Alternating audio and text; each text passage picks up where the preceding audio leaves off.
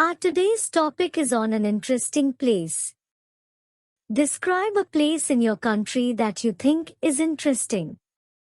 You should say where it is, how you knew it, what special features it has, and explain why you think it is interesting. Introduction. Although I know several cool and beautiful places, like Pahalgam in Jammu and Kashmir, Cherpunji in Meghalaya, Kufri in Shimla, Taj Mahal in Agra and all that jazz, here I would like to talk about one of my favorite places, and its name is Happy Valley Tea Estate in Darjeeling, India. Where it is? This tea estate is up in the hills of Darjeeling, which is famous for amazing panoramic views of all the land around. On a clear day, we can see the big Himalayan mountains far away. The Happy Valley Tea Estate has been around for a very long time, since 1854. It's one of the oldest tea places in Darjeeling. People have known it for making really good Darjeeling tea. How I knew about it? My parents told me all about it after they went there 2 months ago. They talked about the pretty tea gardens, the calm surroundings, and how they make tea. I got curious and decided to visit. Special things about it. The Happy Valley Tea Estate is special for some reasons.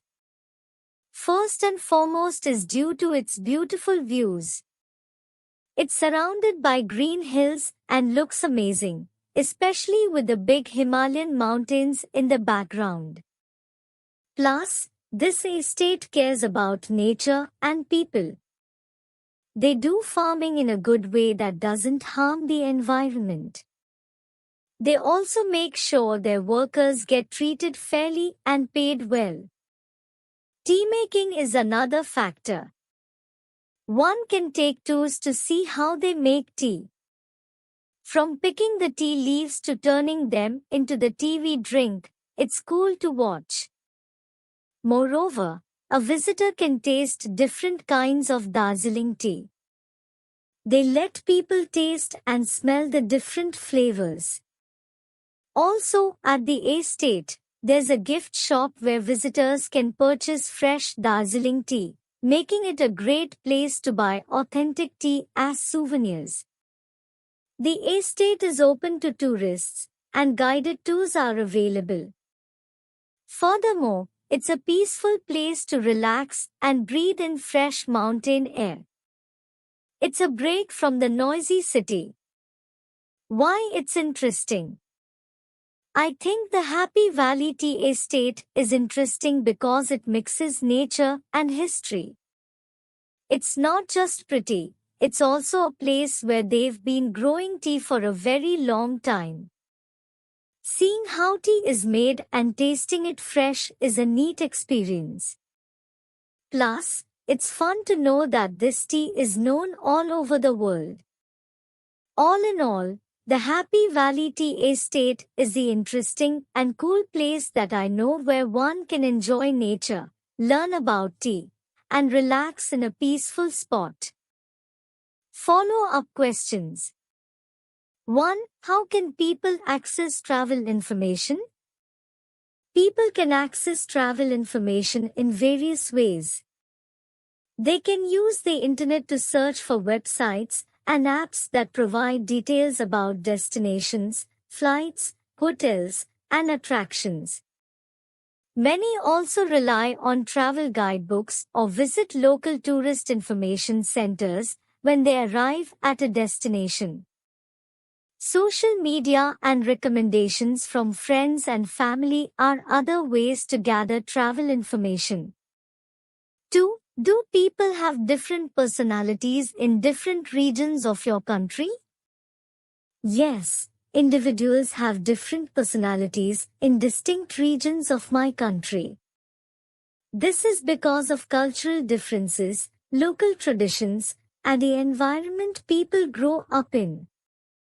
For example, Someone from a busy city might have a different way of life and personality traits compared to someone from a rural area. 3. What causes the differences between different regions of your country? The dissimilarities between regions in a country can be caused by historical factors, geographical features, and the influence of neighboring countries or regions. Historical events, such as wars or migrations, can shape the culture and traditions of a region.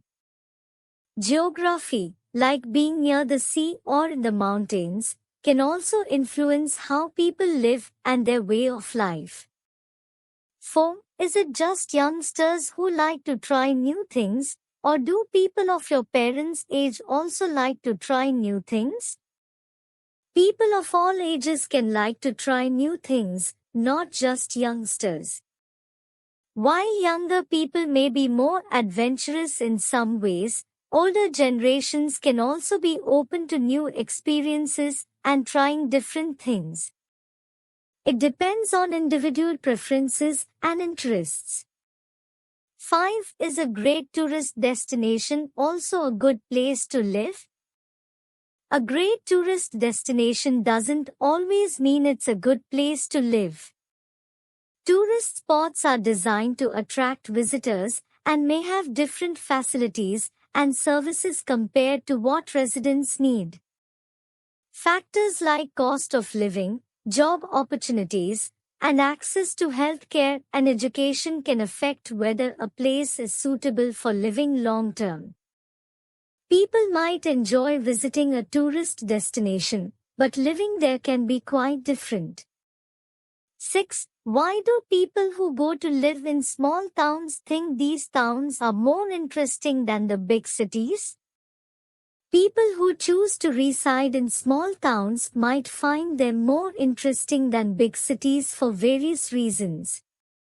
Small towns often have a sense of close-knit community where people know each other, which can create a friendly and welcoming atmosphere. They might also appreciate the quieter and less crowded environment, with cleaner air and more green spaces. Additionally, small towns often have a slower pace of life, which some people find appealing, as it allows for a more relaxed and peaceful lifestyle. 7. Do you think cities worth visiting is also suitable to live in? Not necessarily. Cities worth visiting might have great attractions, culture, and entertainment, but they may also come with higher costs of living, traffic congestion, and noise. What makes a city worth visiting doesn't always align with what makes it suitable for living. It depends on individual preferences and needs. 8. Do you think cities worth visiting are also suitable to live in? This is a repeat of question 7. Cities worth visiting may or may not be suitable to live in. It depends on factors like job opportunities, affordability, quality of life, and personal preferences. Some cities are great for tourism but may have challenges for residents, while others offer both excellent tourist experiences and a good quality of life for residents. 9. What is the difference between the people living in the city and people living in the countryside? People dwelling in the city often have access to more job opportunities, educational institutions, and cultural amenities.